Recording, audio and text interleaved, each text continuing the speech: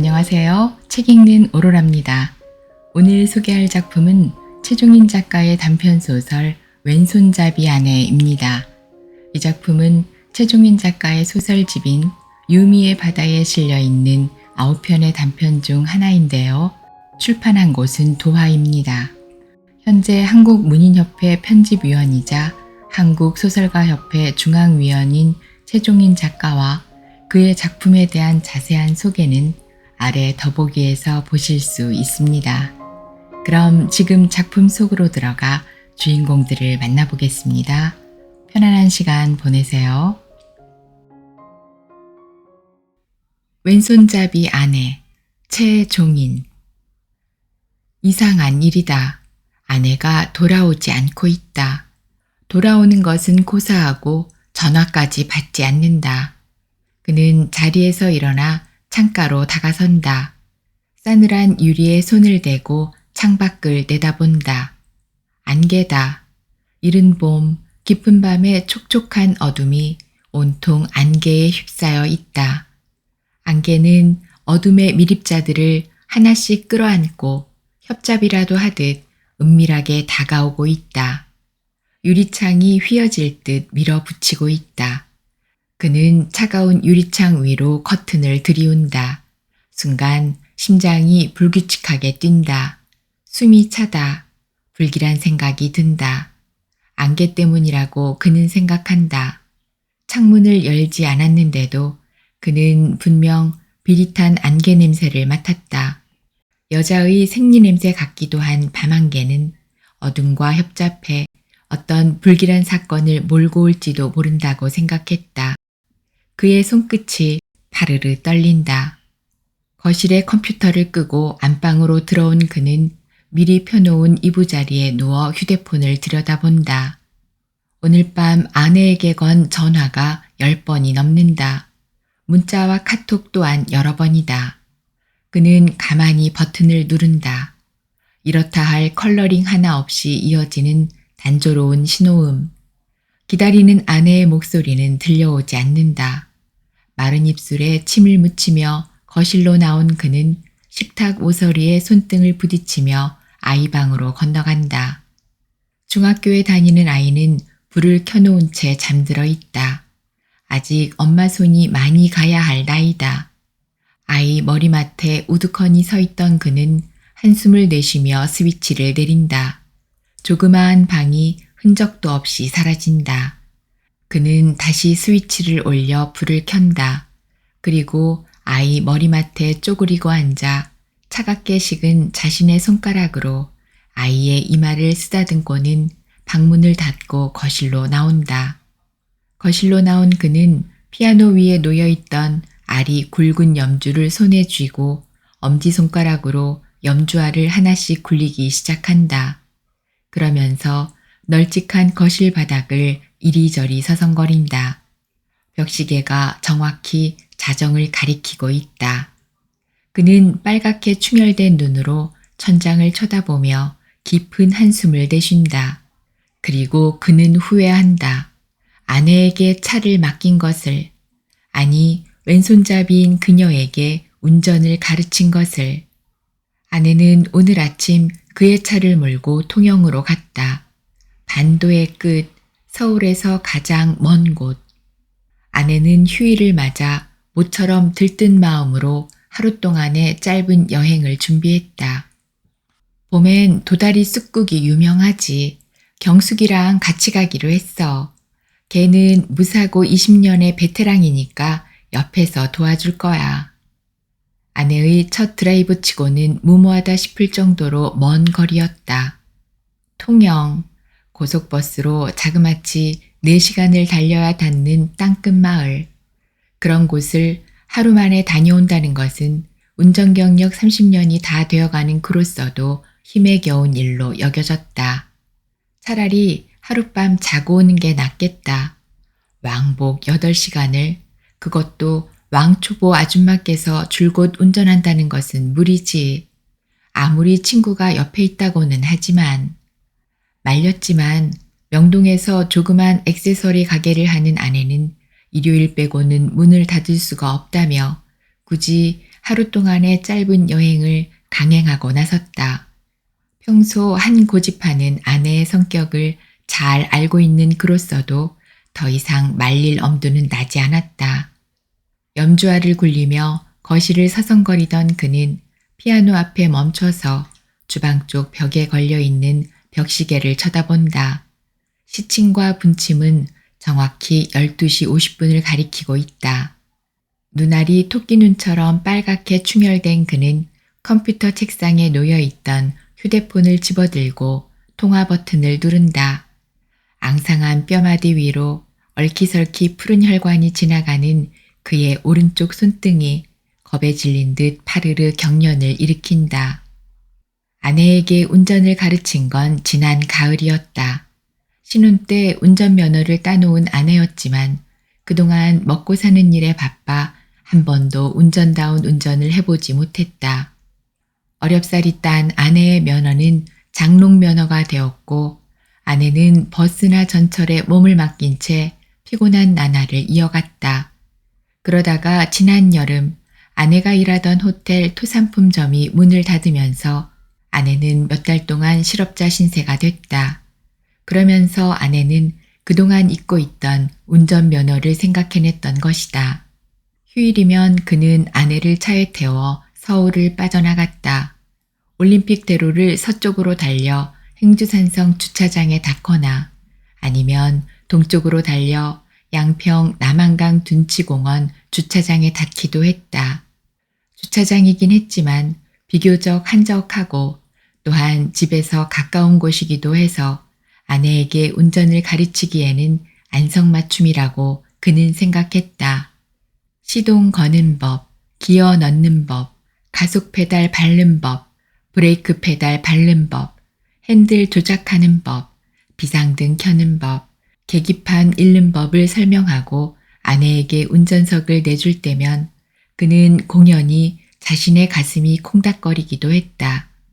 아내는 1단 기어로 달리다가 2단 기어로 변속할 때마다 덜컹 엔진을 꺼트리기 일쑤였고 그럴 때마다 그는 백미러에 이마를 찌으면서 내년엔 기필코 우리도 오토매틱으로 바꿔야겠다고 괜한 엄살을 떨곤 했다.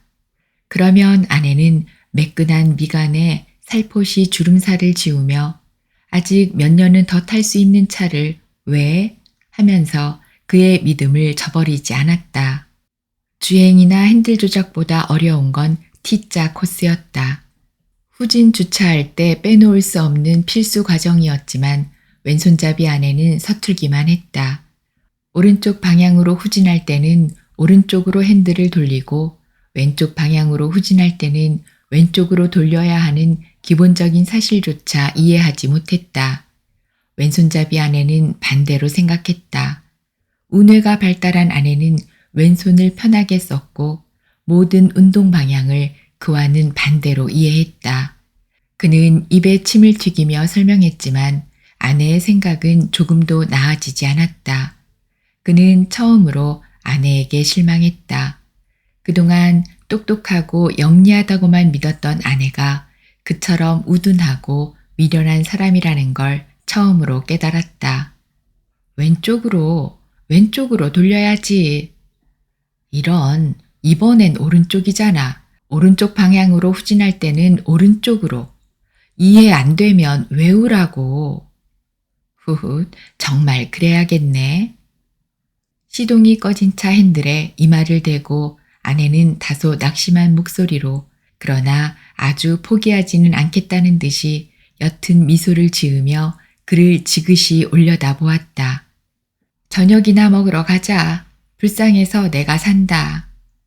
아니야, 내가 살게. 강변 음식점에서 저녁을 먹고 저물어 가는 물길을 따라 하루를 거슬러 올 때면 하늘엔 언제나 검은 물새떼가 떠 있곤 했다. 20마리에서 30마리쯤 될성 싶은 물새떼는 쉼없이 날개짓하며 어딘가를 향해 날아가고 있었다. 어디로 날고 있는 걸까? 땅 너머 바다일까? 아니면 바다 건너 시베리아나 툰드라 어디쯤일까?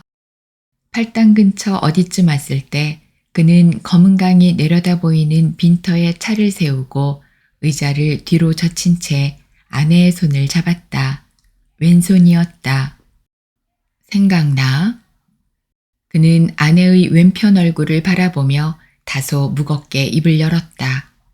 언젠가 이곳에 차를 세운 적이 있었지. 당신과 결혼을 결심하던 때였으니 아주 오래전 일이군. 그때도 그는 아내의 왼손을 잡았었다. 우리가 결혼하게 된 건 오로지 당신의 이 왼손 때문이야. 그는 그즈음 아내의 왼손이 불쌍하다고 여기고 있었다. 아내에게서 들은 그녀의 왼손 이야기는 그녀의 가난했던 어린 시절 얘기와 뒤섞이면서 그로 하여금 결코 가볍지 않은 연민의 정을 느끼게 했다. 둘째 딸로 태어나 언니와 남동생 사이에서 층하를 당하던 일, 즉 언니가 입던 낡은 옷을 물려받아 입거나 밥상 위에 고기나 생선은 늘 언니나 남동생 앞에만 놓였다는 얘기.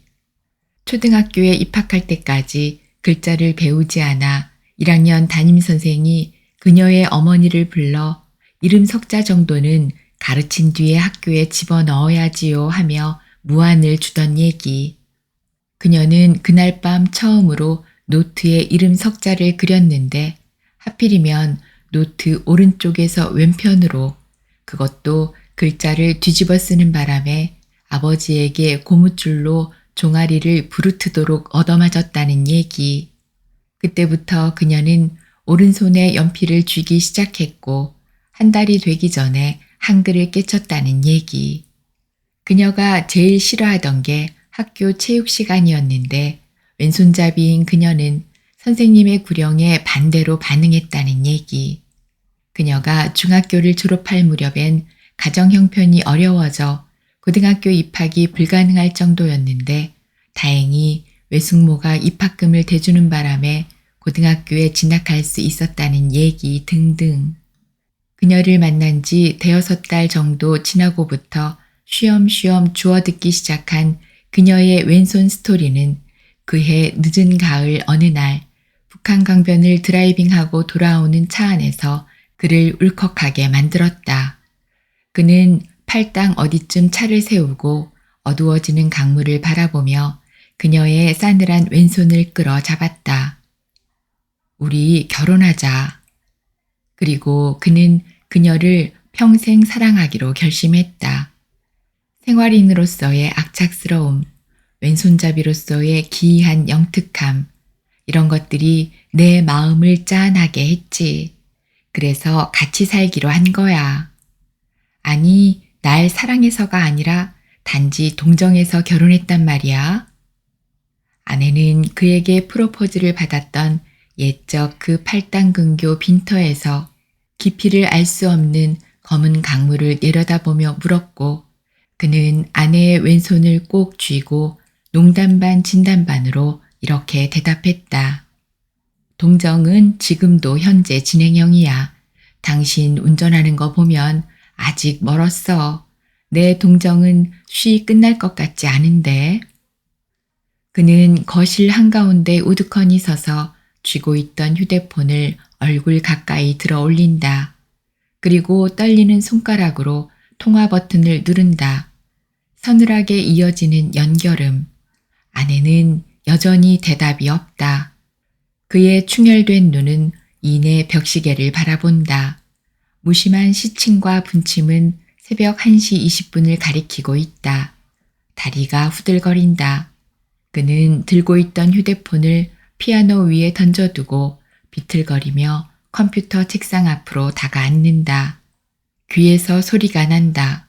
무슨 소린지는 알 수 없지만 지속적으로 이어지는 고주파의 울림은 한여름에 우는 말매미 소리 같다. 그는 두 귀를 움켜쥐고 눈을 감는다. 입술이 타들어간다. 맥박이 빨라지고 호흡이 거칠어진다. 체온이 올라간다. 신경이 예민해진 탓이다. 불쑥불쑥 밀려드는 불길한 생각이 그의 몸을 달아오르게 하고 있다. 왼손잡이 운전자들의 교통사고 사망률은 바른손잡이 운전자들의 5배가 넘는다고 했다. 그는 더 이상 참지 못하고 어디론가 전화를 건다. 경찰청이다. 간밤에 사건 사고를 담당하는 부서. 다행히 지금까지 고속도로에서 큰 교통사고는 없었다고 한다. 그는 휴 한숨을 내쉬고는 다시 거실을 서성거리기 시작한다. 아내의 운전이 서툴기만 하던 어느 날 그는 우연히 왼손잡이에 관한 책 한 권을 읽게 되었다. 그리고 거기에서 그는 내심 우려하던 대목을 짚어냈다. 아무래도 안 되겠어. 당신 운전 포기하는 게 좋을 것 같아. 우리 가정의 평화를 위해서.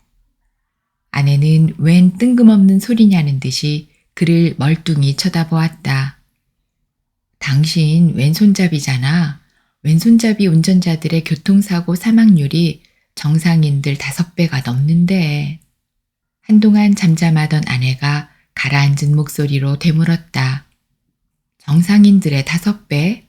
그럼 난 정상인이 아니라는 뜻이야? 아내는 서운하다는 듯이 그를 올려다보며 따지듯이 물었다. 그는 아차 싶었다. 아, 정정할게. 정상인이 아니라 바른 손잡이 운전자에 비해서 그렇다는 뜻이지. 그래도 아내의 목소리는 진정되지 않았다. 뭐, 바른 손잡이? 오른손은 바른 손이고 왼손은 그럼 뭐야? 그른 손이야? 예상치 못한 일이었다. 아내가 그렇게 예민하게 나올 줄은 미처 몰랐다. 당신이 얘기한 그 통계라는 것도 믿을 것이 못 돼. 우리 왼손잡이들이 어디가 모자라서 사고율이 높은 줄 알아? 당신 같은 바른 손잡이들이 자신들에게 유리하게 만들어 놓은 사회 시스템 때문에 벌어지는 일이라는 것쯤은 잘 알 텐데. 그러고도 나한테 그런 얘기 할 수 있어? 아내는 어느새 저쪽 사람이 되어 있었다. 우리 왼손잡이들. 아내는 분명 그렇게 얘기했다. 당신 같은 바른 손잡이들. 그는 오른손으로 이마를 짚었다. 그가 바른 손잡이로 또는 정상인으로 살아오는 동안 아내는 그른 손잡이 또는 비정상인으로 살아오면서 알게 모르게 마음의 상처를 받았던 모양이었다. 그는 가슴이 짠했다. 그래서 아내의 왼손을 끌어잡으며 공색한 변명을 늘어놓았다. 무시하거나 비하할 생각은 없었어. 다만 우리 가정의 안전을 위해서 한 말일 뿐이야. 아내를 진정시키기 위해 한 말이었지만 그래도 그녀의 오래된 상처에는 조금의 위안거리도 되지 못하는 모양이었다. 우리 왼손잡이들 중에도 훌륭한 사람들이 얼마든지 있다는 걸 기억해 두시지. 아리스토텔레스, 레오나르도 다빈치, 미켈란젤로, 나폴레옹, 베토벤, 모차르트, 뉴턴, 아인슈타인. 아내의 말에서는 어떤 오기 같은 것이 느껴졌다. 피해의식에서 나오는 조건반사 같은 감정일 것이다. 아내도 어쩌면 그런 책 몇 권쯤은 읽었을지도 몰랐다. 아내가 열거한 인물들 외에도 그가 책을 통해 알고 있던 왼손잡이 위인들은 많았다. 알렉산더, 시저, 니체, 괴테, 슈바이처, 간디, 처칠, 피카소, 레이건, 부시, 클린턴, 오바마, 록펠러, 스티브 잡스, 빌 게이츠, 마릴린 몰로, 전설적인 기타 연주자 지미 핸드릭스, 그리고 메이저리그 괴물투수 류현진. 사실 아내는 자신이 얘기한 대로 사회의 다수자인 오른손잡이들이 만들어 놓은 이기적인 시스템에 희생당하며 살아왔을지도 몰랐다. 아내의 분노에 가까운 항변이 그것을 말해주고 있었다. 거기에는 약 10%에 불과한 왼손잡이 소수자들에 대한 편견과 오해가 저변에 깔려 있음을 무시할 수 없었다.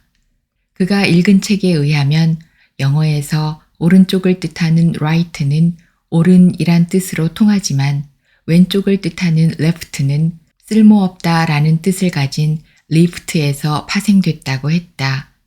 또한 영어의 오른쪽을 뜻하는 형용사 dexterous는 솜씨 좋은, 빈틈없는, 민첩함이란 의미로 사용되지만 왼쪽을 뜻하는 형용사 sinister는 불길한, 사악한, 악이 있는 뜻으로 사용되고 있다고 했다. 우리말에서도 마찬가지라고 했다. 웬 새끼 꼰다 라는 말이 있는데 이것은 어깃장 놓다, 반대한다, 반항한다 라는 비유로 통하고 오른쪽을 바른 쪽이라고 부르는 것은 오른쪽이 올바른 방향이라는 이미지를 갖게 한다고 했다. 이렇듯 왼손을 주로 사용한다는 이유만으로 불길하다, 사악하다, 재수없다라는 각종 모함에 시달려 왔을 왼손잡이들에 대한 편견은 어디서부터 유래된 것일까? 그가 읽은 책에 의하면 서구의 일부 인류학자들은 이 같은 왼손 사용자들에 대한 편견이 서구의 오랜 인사 방법인 악수와 관련이 있다고 했다. 악수는 로마 제국 시절 무기를 들던 오른손이 비어 있음을 증명하는 우호적 행위에서 비롯됐다는 것이다. 오른손잡이끼리라면 서로 오른손을 잡고 있는 상태에서 불시의 공격을 할 수 없을 것이다. 그러나 이때 왼손을 불쑥 내미는 사람이 있다면 오른손에 무기를 감추고 있다는 의미로 해석되기 때문에 문제가 생기는 것이라는 설명이었다.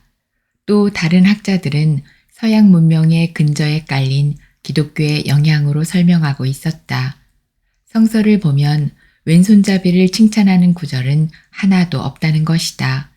가령 악마는 늘 왼쪽에 자리 잡고 예수는 성모 마리아 오른쪽에 앉아 있으며 축복은 오른손으로 내린다는 것이다. 하지만 그에게는 이런 가설들이 설득력 있게 와닿지 않았다. 서양과는 엄연히 다른 문화를 가지고 있는 동양에서도 마찬가지 현상이 벌어지고 있기 때문이다. 결국 그는 나름대로 결론을 내리는 수밖에 없었다.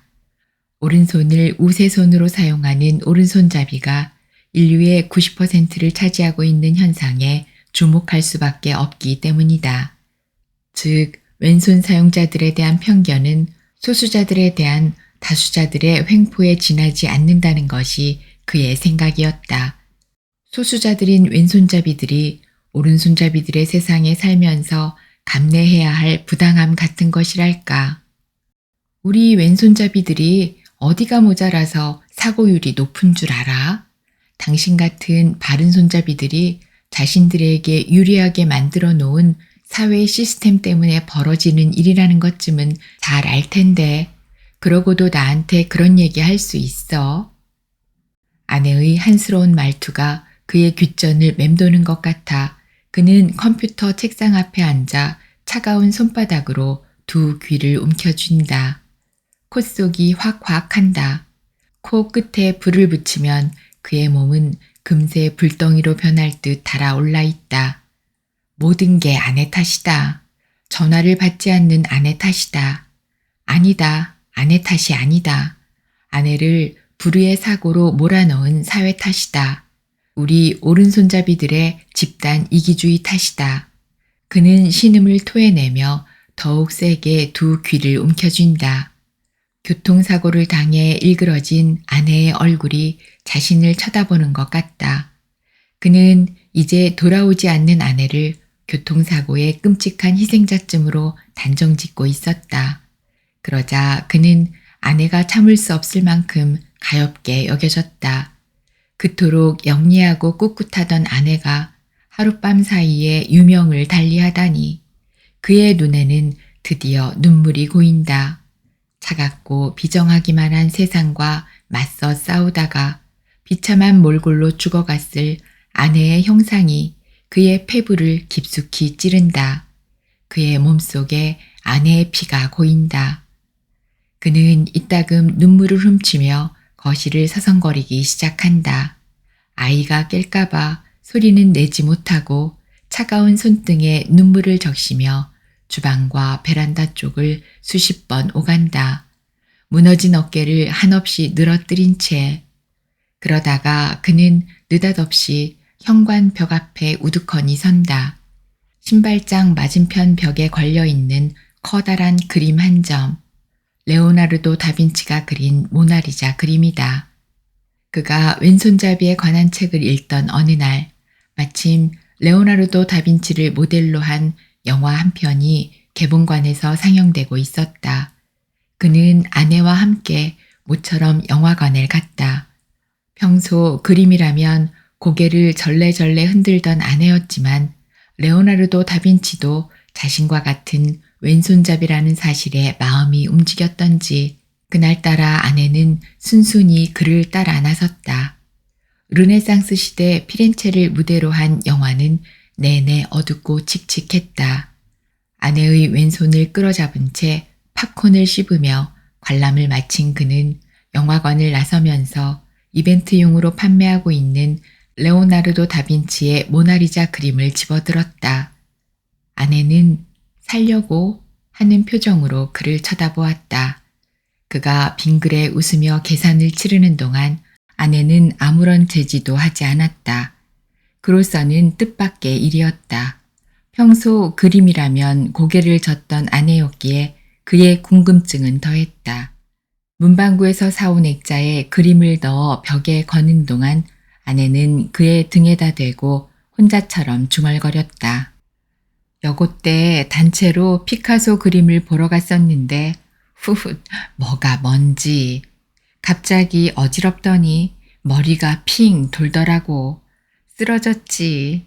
후훗 창피해서. 그 뒤론 그림이라면. 그런데 이 모나리자 그림은 어렵지가 않네. 집안에 걸어둘만 해. 모나리자 그림 앞에 멈춰선 그는 고개를 흔든다. 아내 생각 때문이다. 아내와 레오나르도 모두 왼손잡이였다. 아내의 마음을 움직인 단 한 사람의 화가, 아내가 집안에 걸어둔 단 한 점의 그림, 아내와 레오나르도의 닮은 점이라면 왼손잡이라는 사실 외에는 아무것도 없었다. 나라도 민족도 시대도 직업도 그 어느 것 하나 공통점이 없었다. 더군다나 아내는 그림이나 미술에 대해서는 문외한이나 다름없었다. 레오나르도가 모나리자를 그린 이태리 화가라는 것과 그가 왼손잡이였다는 사실만 알고 있었을 뿐 그가 읽고 던져둔 레오나르도에 관한 책이 한동안 방 안 여기저기에 굴러다녀도 글자 한자 들여다보지 않던 아내였다. 그런데 그런 아내와 레오나르도와의 사이에 무슨 연관성이 있어서 이 절체절명의 순간에 그는 피렌체 여인의 알듯 말듯한 미소 앞에 맥을 놓고 서 있는 걸까? 그는 한동안 거실을 서성거리다가 서서히 그리고 확연하게 깨닫는다. 자신을 모나리자 앞에 서 있게 하는 건 바로 아내에 대한 연민이라는 걸.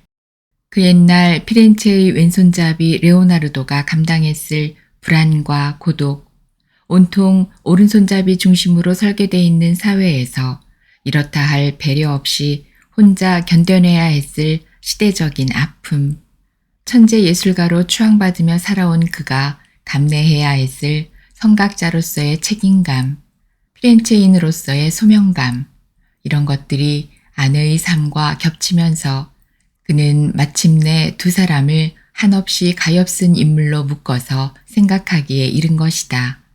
남이 들으면 웬 생뚱맞은 소리냐고 할지 몰라도 그에겐 그처럼 아내가 소중했고 그런 만큼 가엾기도 했던 것이다.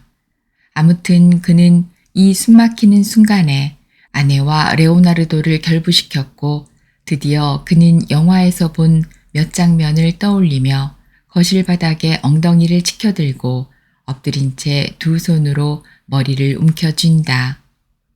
1510년 어느 봄날 레오나르도는 아르노강을 건너 산타 마리아 누오바 병원으로 향한다. 짙게 흐르는 밤안개가 전날 밤 절개하다만 임산부의 복부에서 흘러내린 피의 냄새를 머금고 있는 듯 비릿하다. 병원 지하로 내려가는 계단은 깊고 어둡다. 제자 살라이가 들고 있는 촛불이 바람에 팔랑거리는 바람에 레오나르도는 하마터면 계단 아래로 굴러 떨어질 뻔한다. 다행히 촛불은 어지러운 춤을 멈추고 짙은 어둠 속에 자리를 잡는다. 살라이가 습기찬 지하실 여기저기에 촛불을 밝혀놓자 죽어있던 공간이 되살아난다. 마치 수천 년 동안 묻혀있던 무덤 속으로 한 줄기 빛이 스며들듯 정육면체 공간 속으로 여러 가지 사물들이 희미하게 모습을 드러낸다. 순간 살라이는 코를 움켜쥐며 눈을 감는다. 전날 절개하다만 임산부의 시체가 거적대기에 널브러져 있었기 때문이다. 꼬들꼬들 굳어가는 핏물이 역한 비린내를 조금 걷어갔나 보다. 레오나르도는 살라이에게 촛불 2개를 더 켜게 한다. 그리고 팔목만한 초를 시체 가까이 세워놓는다. 그러자 벌거벗은 젊은 여자의 하반신이 그의 코 밑으로 들어온다. 그는 살라이에게서 건네받은 칼을 왼손에 그어쥐고 반쯤 그따만 여자의 복부를 마저 긋는다. 오른편에서 왼편으로 힘차게 긋는다. 굳어가던 피가 다시 비린내를 풍기며 거적대기 위로 쏟아져 내린다. 여자는 20대 초반의 아리따운 얼굴을 하고 있다. 어디 사람이며 왜 죽었는지 따위는 알 필요도 없다. 다만 그는 자신의 후원자인 메디치 가문의 도움으로 병원에서 죽어나가는 수식구의 시체를 해부해왔다. 좋기 30구는 될성 싶었다. 그는 같은 부류의 시체에는 2번 다시 칼을 대지 않았다. 호기심 때문이었다. 100살 노인에서부터 갓난아이까지, 귀족에서부터 범죄자에 이르기까지 남녀 골고루 칼을 들이댔다. 여자의 복부에서 꺼낸 자궁은 지구처럼 둥글다. 무슨 알 같기도 하다. 아니 씨앗처럼 야무져 보인다. 레오나르도는 피로 범벅이 된 칼을 살라이가 건네주는 헝겊에 한번 훔치고는 여자의 복부에서 꺼낸 자궁을 오른편에서 왼편으로 긋는다. 그러자 그 속에 한 아이가 앉아있다. 무릎을 꼬고 앉아 2 손과 얼굴을 무릎 위에 가지런히 포개고 있다. 무엇이 두려웠던가? 사내 아이는 마치 태어날 세상이 두렵기라도 한 듯 완고하게 몸을 웅크리고 여자의 씨앗 속에 말없이 앉아있다. 레오나르도는 여자의 자궁을 열어놓고 그 속에 앉아있는 아이의 모습을 그리기 시작한다. 연필을 쥔 그의 왼손이 파르르 떨린다. 레오나르도는 천천히 그러나 세밀하게 선을 그어 나간다. 왼손잡이인 그는 도면 상단 왼편에서 하단 오른편으로 비스듬히 사선을 그려나간다. 살라이 이것 봐. 정맥은 아주 길어. 뱀처럼 꼬여있지. 그는 잠시 손을 멈추고 꾸불꾸불 실타래처럼 놓여있는 탯줄을 들고 소리친다. 인간의 몸은 자연을 닮았어. 심장이 호수라면 동맥은 강이고 정맥은 하천이지. 그리고 곳곳에 지하수 같은 모세혈관이 흐르고. 그는 세상이 두려웠다. 까딱없이 불안하고 무서웠다. 특히 밤은 더했다. 꼭 무슨 일이 벌어질 것 같았다. 그런 불안한 마음이 그를 가만두지 않았다. 그럴 때마다 그는 인체를 해부했다. 자연을 빼닮은 인체를 들여다보며 세밀하게 묘사를 이어갈 때면 두근거리던 가슴이 진정되곤 했다. 그래서 그의 소묘들은 숨막힐 듯 구체적이고 아름다웠다. 결국 그는 가장 깨름칙한 소재를 택해 가장 아름다운 예술작품으로 승화시켰다. 됐어. 그만 가자. 살라이가 떠온 물에 손을 씻은 레오나르도는 어두운 지하 계단을 밟고 걸음을 옮긴다. 살라이의 양손에 촛불이 들려 있었지만 아르노강을 가득 채운 어둠은 둑을 넘어 그가 밟고 있는 지하 계단으로 유수처럼 쏟아져 내린다. 습기를 머금은 바람이 살라이의 곱슬머리를 헝클어뜨리며 촛불 하나를 꺼트린다. 어이쿠! 큰 소리가 터져 나온다. 레오나르도의 늙은 목소리다. 60살이 머자는 그의 목소리엔 두려움이 가래처럼 들끓고 있다. 살라이의 손에 한 손을 맡긴 채 겨우 계단 끝단을 밟은 그는 혼잣말로 중얼거린다. 왼손에 마비가 오는군. 거실 한가운데 태아처럼 웅크리고 있던 그는 머리를 세차게 흔들며 창문 가까이 다가선다. 커튼을 걷고 유리문을 연다. 순간 기다리던 안개가 훅 그의 얼굴을 덮친다. 그는 현기증을 느끼며 제자리에 주저앉는다. 비린내 때문이다. 지금까지 맡아본 적이 없는 역한 비린내. 레오나르도의 칼에서 풍겨나오는 비린내인가 했더니 아니다. 그의 몸속에서 터져나오는 비린내다. 그의 코에서 붉은 피가 열매처럼 우두둑 떨어져 내린다. 그는 가까이 있는 화장지 뭉치를 집어 코를 틀어막고 일그러진 표정으로 주방 쪽 벽시계를 쳐다본다. 새벽 3시가 가까워져 오고 있다. 그는 더 이상 참을 수가 없어 출입문을 열고 밖으로 나간다. 안개다. 한강을 채우고 둑을 넘었을 밤안개는 아르노강의 안개처럼 그의 아파트 복도와 계단을 채웠다. 그는 안개 속에 얼굴을 묻은 채 유령처럼 복도를 지나 아파트 건물 출입구 계단을 걸어 내려간다. 희미한 가로등 불빛이 안개에 묻혀 가물가물 빛을 잃어가고 있다. 촛불처럼 막 피어나려던 목련꽃도 잠시 숨을 멈추고 날이 새기를 기다리는 모양이다. 그는 늙은 레오나르도처럼 어깨를 늘어뜨리고 아파트 단지 화단을 스쳐 지난다. 코를 틀어막은 탓에 목구멍으로 넘어가는 피가 쇳가루 냄새를 개워낸다. 피담한 개나리와 진달래가 안개 속에 잠들어 있다. 드디어 아내의 왼손이 할 일을 멈춘 것인가. 그토록 부지런하던 아내의 왼손, 레오나르도의 왼손이 이태리, 아니 세계의 어둠을 걷어냈듯 아내의 조그마한 왼손은 두 집안을 일으켜 세웠다. 시집 오기 전엔 다 쓰러져 가던 친정을 도왔고 그와 결혼해서는 남편과 자식을 건사하며 남부럽지 않은 가정을 이끌어왔다. 그 또한 아내 덕분에 변변찮은 직장인이었지만 그럭저럭 가장으로서 품위를 잃지 않고 살아올 수 있었다. 왼손잡이 아내의 부지런함과 영민함 때문이었다. 그는 부르르 몸을 떨며 하늘을 올려다본다. 별 한 점 보이지 않는 하늘은 온통 안개와 어둠뿐이다. 그 불순한 협잡 사이로 역한 비린내가 실비처럼 내리고 있다. 그는 이내 고개를 숙이고 등을 들썩이며 희미한 가로등 불빛 아래 걸음을 멈춘다. 그를 울게 하는 건 아내에 대한 연민 때문만이 아니었다. 조금 전만 하더라도 그를 울게 만든 건 오로지 아내였다. 제대로 배우지도 못한 채 20살이란 이른 나이에 각박하기 이를 데 없는 사회에 뛰어들어 남다른 부지런함과 성실함으로 이만큼이나마 두 집안을 이끌어온 아내.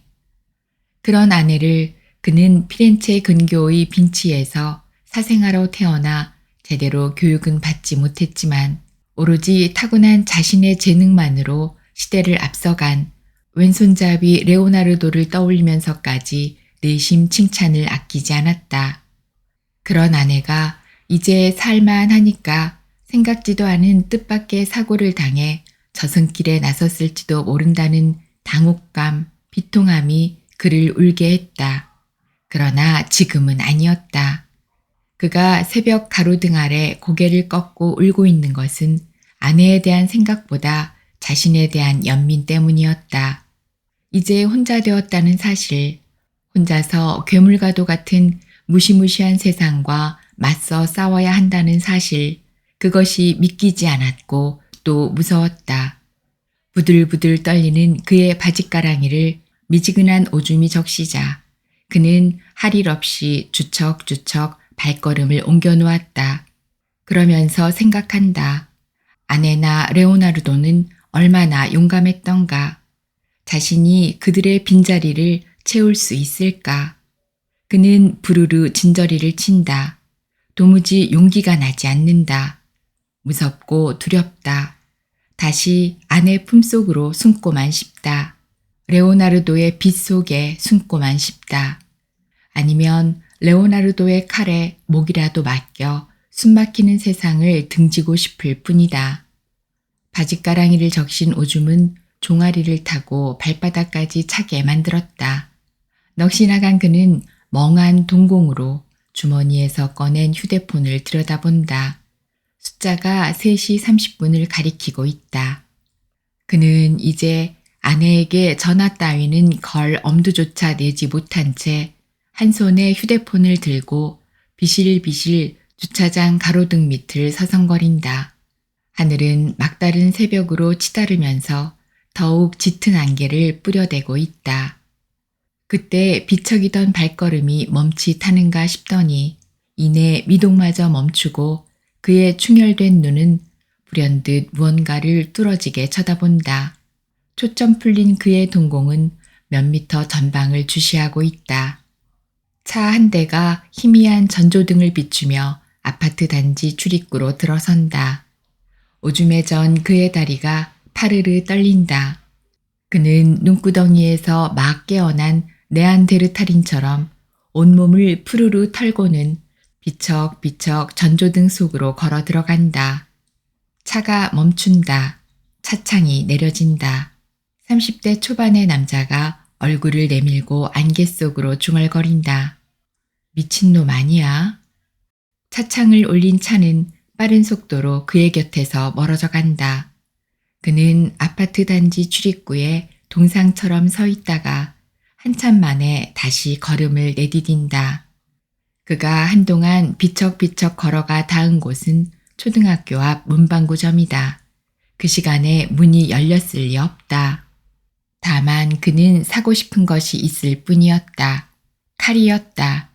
날선 면도칼로 무언가를 자르고 싶었다. 끝없이 이어지는 어둠, 안개, 지긋지긋한 시간들. 그것들을 자르지 못한다면 자신의 목이라도 긋고 싶었다.